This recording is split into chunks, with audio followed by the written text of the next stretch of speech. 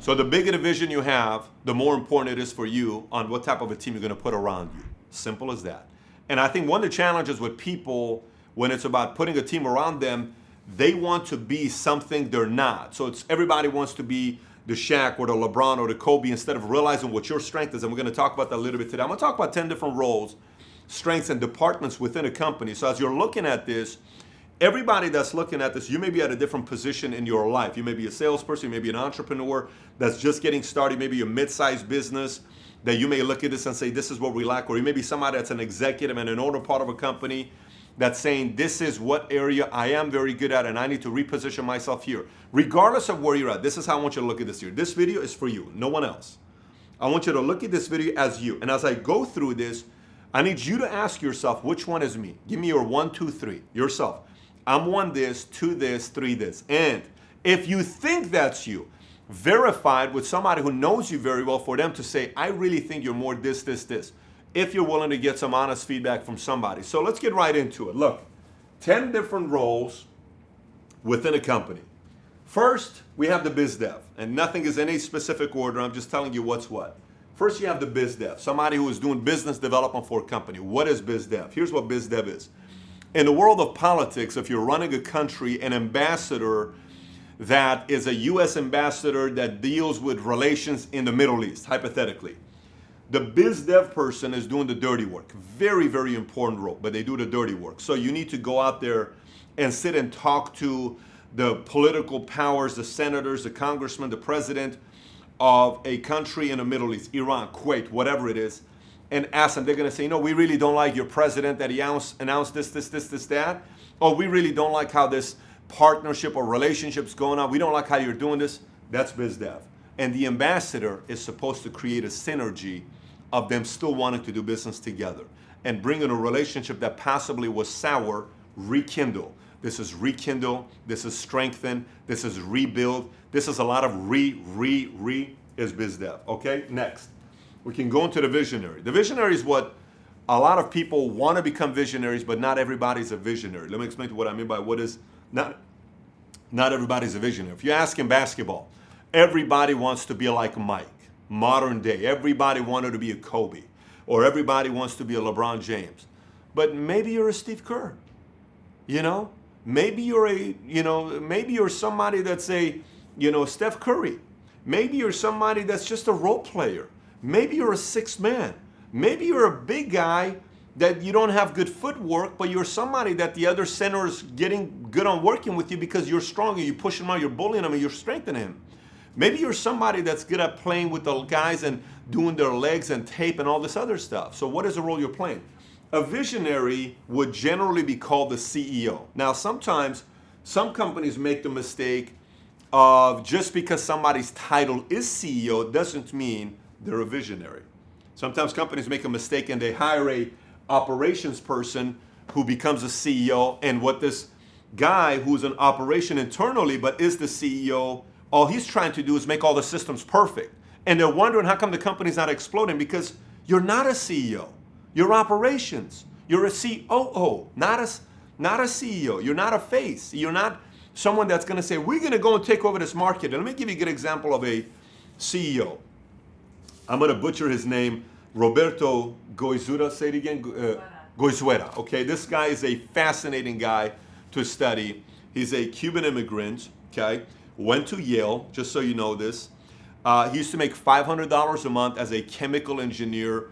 Then he comes to America, and somehow, some way, after being an immigrant from Cuba, he becomes the CEO of Coca-Cola, and he goes from making $500 a month to getting an $83 million bonus check when he worked at Coca-Cola. So why is this? Why did this happen? Well, for the longest time, Coca-Cola dominated the marketplace for the longest time. Now, in the early 80s, Pepsi started coming close to the point where Pepsi got 23% of the market share and Coca-Cola only had 22%. Now, Roberto gets hired in 1981, I believe is when he gets hired, okay? And this number I just gave you, 23% to 22%, Pepsi over Coke. Pepsi moved past Coke, first time ever. They pass Coke, Roberto comes in, and here's what he asks. Look at the way he thinks. He says, Well, I want to know this. The average human being, how much do they drink a day? And they say, Roberto, this is how much we're selling right now, bottles of Coke per day. So no. I'm asking you, how much do they consume of drinks per day? What are you talking about? Listen, how much does a person drink? Water, milk, tea, juice, iced tea, Coke. I want to know everything. How much does a person drink?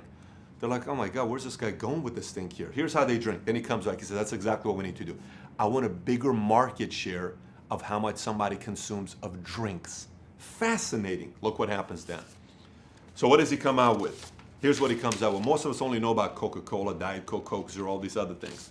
Ready? Minute Maid is a Coke product. Okay, Fanta is a Coke product. We got Dasani water is a Coke product. Nestea tea, Coke product. Bacardi mixers is a Coke product. Okay, severe flavored milks, root beer, Odwalla juices, Zico coconut waters. You know how many people nowadays like to drink the coconut waters? That's his. Powerade, his. Simply Orange, his. High C is his. You know what ends up happening with Coca-Cola? Coca-Cola goes from the type of numbers that we're putting up, which in 1981 was $4.3 billion per year, to $152 billion per year. They're today selling 2 billion Coca-Cola bottles per day. 2 billion is what they sell per day. Now, why did that happen? It happened because Coca-Cola went and hired a visionary. Not because they got an operations guy, they hired a visionary. And the visionary said, we need to get more of this. So are you a CEO type yourself? That could motivate you, but maybe you're not the visionary type, and that's fine. Operation, what's operation? System, CRM, flow. How long does it take from the person that looks at your website to buying the product to converting to being a be-back customer? What can we make to get these customers that we have?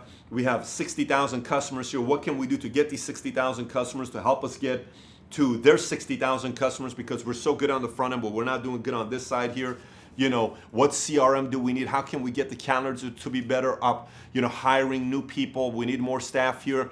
We need a person here. We need to fire this person. We need to renegotiate this here. This thing's not working out. This vendor that's operations. Operations are thinking like that. Operations will come in and say, I can make the operations of this better. So critical. Maybe boring to some. It's so critical for any company. So that would be a COO. Then we have finance. Finance is QuickBooks, payroll, commissions, vendor checks, attorneys, making sure attorneys, you're negotiating the contracts with the attorneys the right way, CPA, accounting, the team, assistant analysts, all these things that you're going to have to do when you're running finance. By the way, when you're a rookie entrepreneur, guess what you are? Every one of them is what you are, okay? So then you have the CFO on the finance side. Then you have expansion. Who's expansion? Expansion. Somebody that says, you know, we need to go to a brand new marketplace. So expansion thinks about building a team together for us to go to a new market. This could be a chief expansion officer. There's actually a chief expansion officer. It sounds like a CEO, but it's a chief expansion officer. And their job is simply, hey, we're not in East Coast. We want to go into East Coast. What do we need to do? Great. Hey, we're not in South America. What do we need to do? For you, maybe local. Like somebody came and visited me when I was in Palm Springs. He drove all the way down to come and visit me, and he runs a mobile detailing company, which I'm very familiar with the mobile detailing company. And nowadays, it's getting into the app side. There's a lot of opportunity in that as well, similar to Uber, that you just order something and somebody comes and services your car, right? And there's high-end, $100. Like right now, literally 3 minutes before I did the video, my BMW i8 just got serviced. Somebody comes, does it, you don't even see it, just it gets done, they pick it up, they clean it, right? Okay. So he came to me and he says, hey, what do I do? So he's in San Diego, and how does he get into, you know, maybe a Temecula market? How does he get into Riverside? How do you get into LA? The expansion for that person may be within that area. Somebody can put a strategy on how to do that. Marketing. Marketing is just very, very critical. This could be a CMO. Marketing could be, when a customer thinks about our company, what's the first word that comes to mind? What do our employees think about our company? What do our customers, what does the market, what does our competitors, what does our enemy think about us? How do we want to market our product? Which funnels are we using? Is it more about social media? Is it more about internet? Should we go on TV? What is our ROI on TV? Are we really doing this because we want people to look at our commercial and come and buy? They don't really do it for that, but maybe it's effective if we spend this $3.5 million to put a commercial on Super Bowl because our competitors are going to see that we're doing better, or maybe our existing customers are going to say, wow, I'm so glad, that's my guy, that's my guy, that's my guy. So it keeps our clients with us and it keeps them proud. Or no, we don't need to do Super Bowl, it's not our market watches this. Or our demographic is people that are between 25 to 35 years old. Our guys watch TV, our guys don't watch soap operas. Why are we wasting our time doing? So marketing thinks that way, okay? Complete different way. Marketing in a way also thinks about a person who's a marketer. Like if you're a marketer, you know how you think. If you're a marketer, marketers think completely different. They go into a restaurant and they literally look at everything as a marketer. It's a complete different eyeball that they have. Next is legal. What's legal?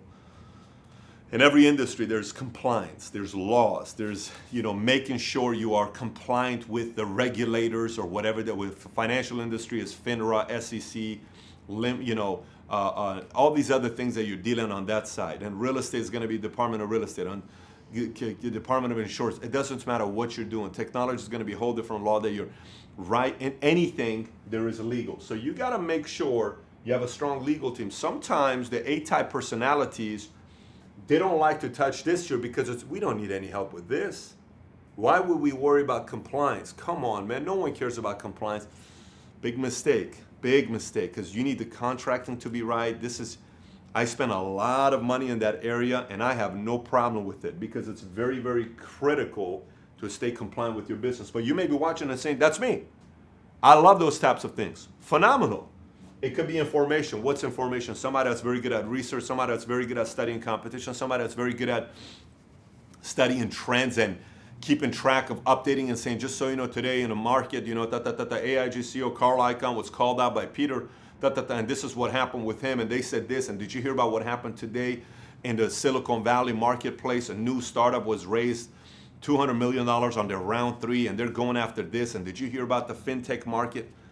Whatever. Information guy is going to give you what is going on today. And this is beneficial because this helps the visionary know how to go to the next step. This helps the marketer know what adjustments to make. This helps the expansion person know what marketplaces that we need to go and expand and what not to waste our money and resources into. This helps finance know how to adjust. Hey, this is what's going on over the next 6 to 12 months. We should be experiencing this or we should be experiencing that. That's information. So CIO, and then you have product development, which product development is what? Product development is somebody that says, I'm designing a product. Typically, product development, they're wired in a completely different way. They will take a look at this packaging and they'll say, I wonder why they put these 4 things in the back. I don't like it. I think it makes it flimsy, and I think the packaging should be done a little bit different. See how hard it is? This should be easier because when you do it this way, sometimes it's tougher, so it takes 3 seconds to package this with a machine, and I know they just look at it a different way than you and I do. A product development person could say, we need to come out with a mortgage product today that is going to make the regulators happy, because the regulators are very concerned about not having a NAGAM product that's a pick a payment or negative amortization.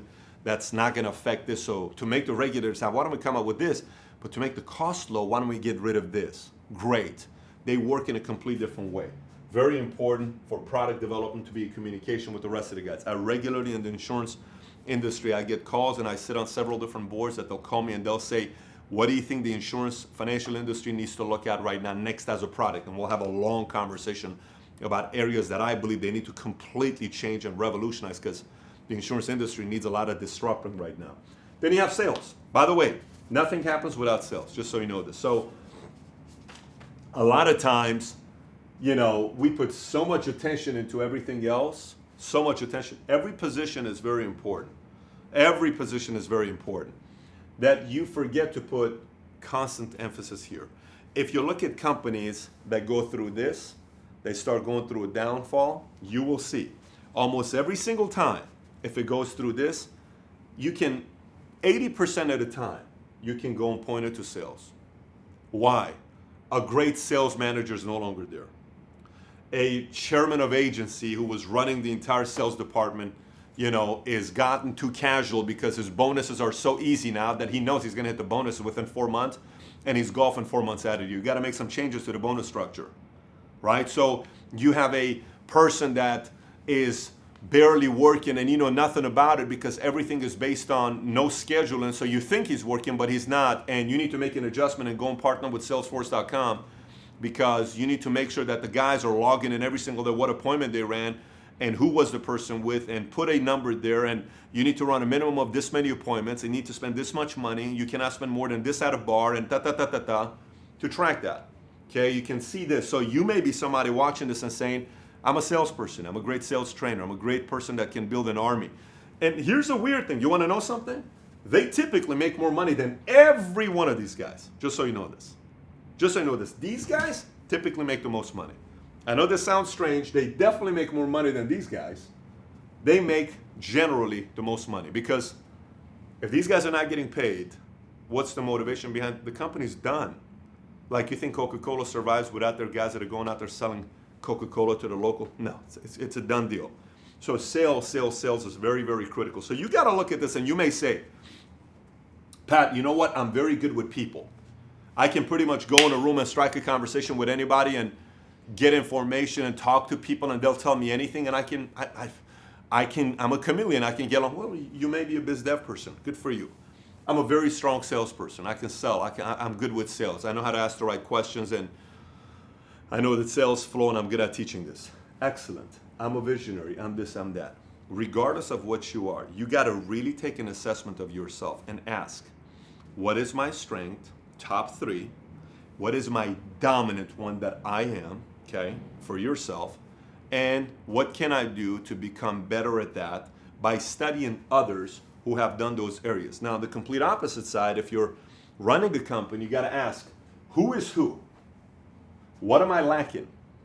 Generally, as a startup, you're going to wear 7 different hats. When you get started, you may be the visionary, the biz dev, the sales, the operations, the finance, the expansion, all of these. Okay, and you may have an attorney that you put on your retainer that you have hired, but they're helping you out. You give them $10,000 as a retainer, and everything else for you. Your chief information officer is a guy named Google. Yeah, that's what you do. You're Googling everything to find out what it is, right? So it doesn't matter what it is. Eventually, if you want to compete at the higher market, and if you want to get the bigger share of whatever industry you're part of, you need all these 10 different guys on your team, and you need to know which role you play the best and become the best you can within that area while knowing how all the other people are wired as well. So hopefully today, you may say, Pat, so what was really the outcome of this video?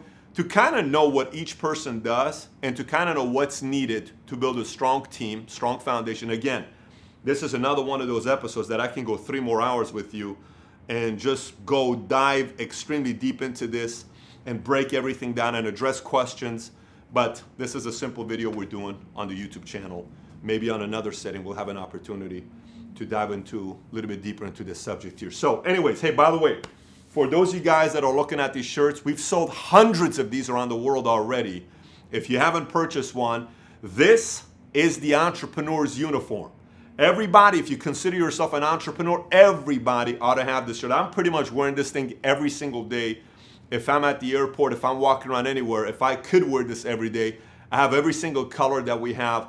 I think I got a red one, I got a blue one, I got a green one, I got a black one, and I got a blue, red. I think I got all the colors. So if you want to get one of these shirts, I'm an entrepreneur. Go to Valuetainmentstore.com. If you go to Valuetainmentstore.com, you can order your own shirt there and put it on. And when you do get it, take a picture and tag us, whether it's on Instagram, you can tag me on Instagram, or take a picture on Snapchat and send it to me, Michelangelo. Let's put my Snapchat code up here, BetDavid19. You can follow it. And then if you haven't subscribed to the channel, please do so. If you got any questions about this, post your questions and comments on the bottom. Take care, everybody. Bye-bye.